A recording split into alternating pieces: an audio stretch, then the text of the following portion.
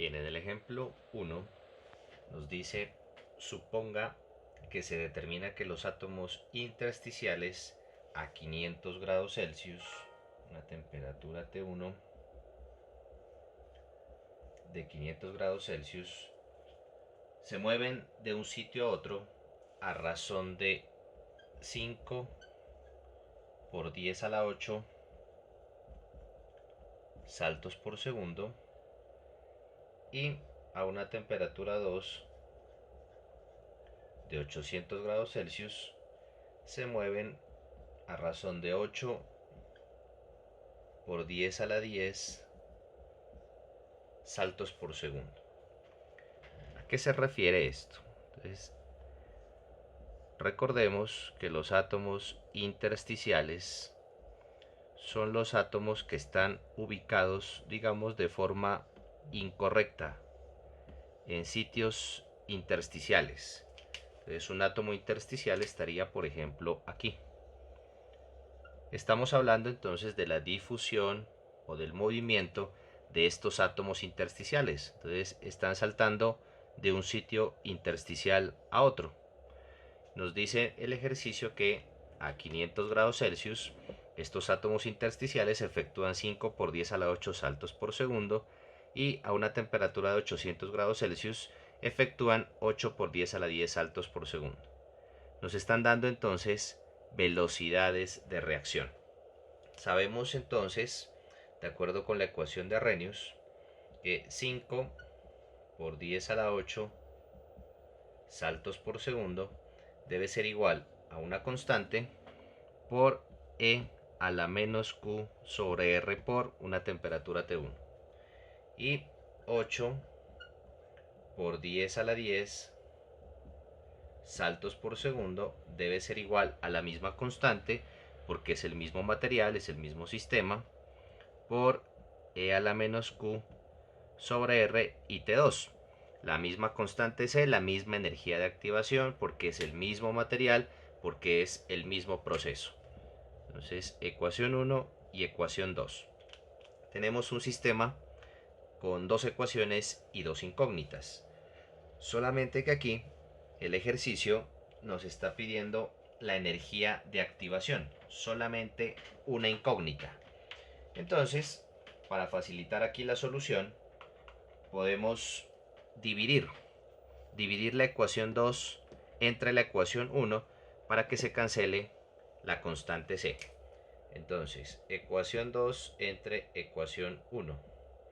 Por supuesto, también se puede hacer la ecuación 1 entre la ecuación 2, tiene que dar exactamente lo mismo. Yo lo hago de esta manera porque este valor, 8 por 10 a la 10, es mayor que 5 por 10 a la 8. Entonces, esto nos quedaría 8 por 10 a la 10 dividido entre 5 por 10 a la 8 es lo mismo que 800 sobre 5. Igual, la constante C se cancela y aquí me queda E a la menos Q sobre RT2 sobre E a la menos Q sobre RT1. O si lo prefieren, E a la menos Q sobre RT2 menos por menos da más Q sobre RT1.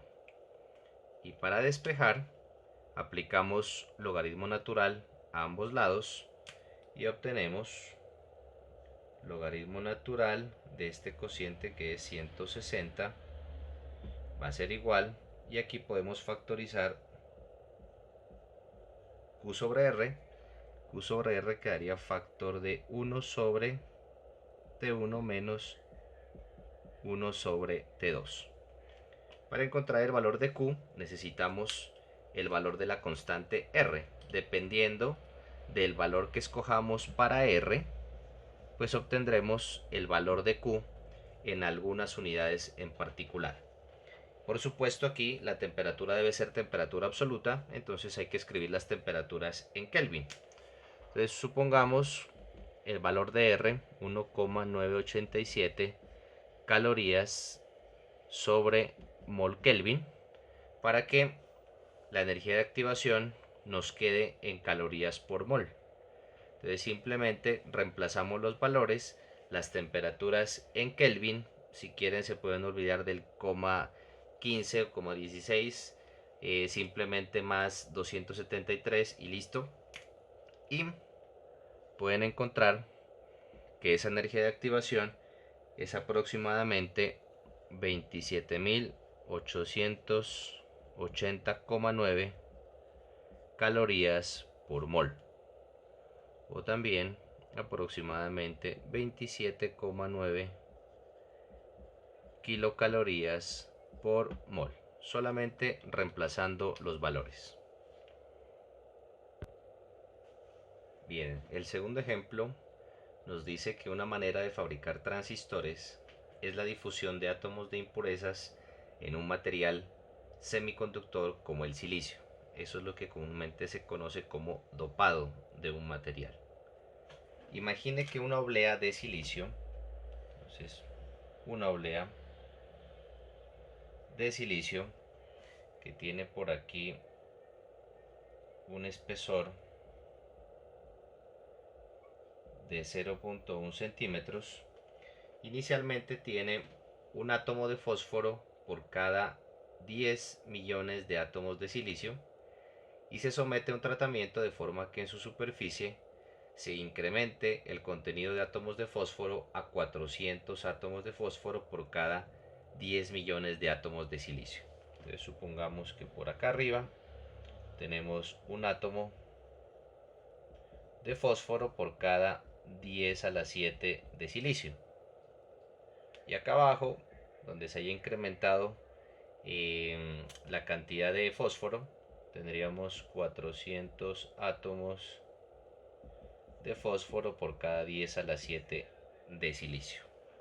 Entonces se establece un gradiente de concentración, hay una diferencia de concentraciones en una distancia de 0.1 centímetros.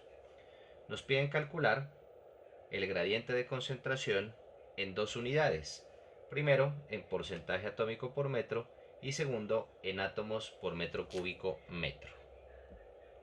Entonces, primero, para poder calcular delta C sobre delta X en porcentaje atómico por metro, necesitamos que las concentraciones estén en porcentaje atómico. Entonces de aquí, concentración inicial sería un átomo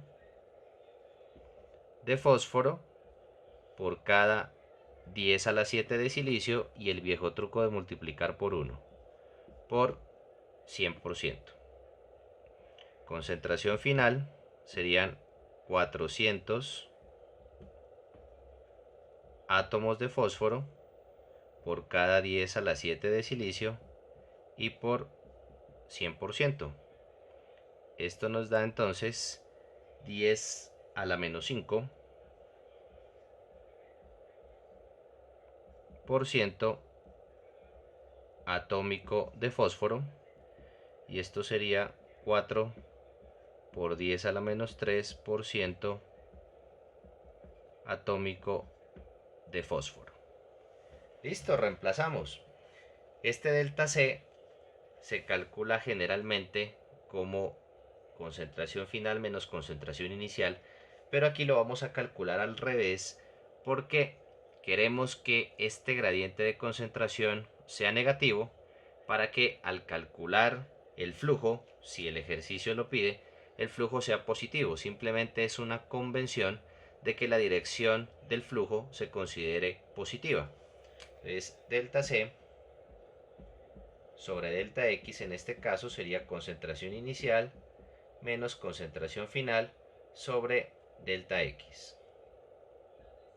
Y nos quedaría entonces 10 a la menos 5 menos 4 por 10 a la menos 3. Esto sería por ciento atómico de fósforo, y todo esto dividido entre delta X. 0.1 centímetros lo escribimos en metros, sería 0.1 por 10 a la menos 2, estos son metros, y obtenemos aquí negativo. Este valor es, perdón, menos 3.99% atómico de fósforo por metro. Bien, y también nos piden calcular ese mismo gradiente de concentración, pero en átomos por metro cúbico metro. Entonces, delta C sobre delta X, las unidades serán átomos por metro cúbico metro. Para eso necesitamos expresar estas concentraciones en átomos por metro cúbico. Pero entonces hay que hacer aquí como una conversión de unidades y hay que utilizar la pista que nos da el ejercicio al final. Nos dice tenga en cuenta que el parámetro de red del silicio es 5,4307 Armstrong y que tiene una estructura tipo diamante. Entonces, concentración inicial, un átomo de fósforo por cada 10 a la 7 átomos de silicio. Concentración final, 400 átomos de fósforo por cada 10 a la 7 átomos de silicio. Si queremos encontrar la concentración en átomos por metro cúbico, pues simplemente hay que encontrar cuántos metros cúbicos, cuánto volumen ocupan 10 a la 7 átomos de silicio. Entonces hacemos una reglita de 3. Como el silicio tiene estructura tipo diamante, sabemos que dentro de la celdita convencional de una estructura tipo diamante hay 8 átomos. Entonces podemos decir que 8 átomos de silicio ocupan un volumen de A al cubo, o sea, 5,4307 por 10 a la menos 10 metros elevado al cubo. Y la pregunta sería, ¿qué volumen ocupan 10 a la 7 átomos de silicio? Efectuando los cálculos, se obtiene que el volumen que ocupan 10 a la 7 átomos de silicio es aproximadamente 2 por 10 a la menos 22 metros cúbicos. El volumen que ocupan 10 a la 7 átomos de silicio. Con esto entonces, concentración inicial sería un átomo de fósforo en ese volumen, 2 por 10 a la menos 22 metros cúbicos. Concentración final, 400 átomos de fósforo en ese volumen, 2 por 10 a la menos 22 metros cúbicos. Primer caso sería entonces 5 por 10 a la 21 átomos de fósforo por metro cúbico. Y segundo caso sería 2 por 10 a la 24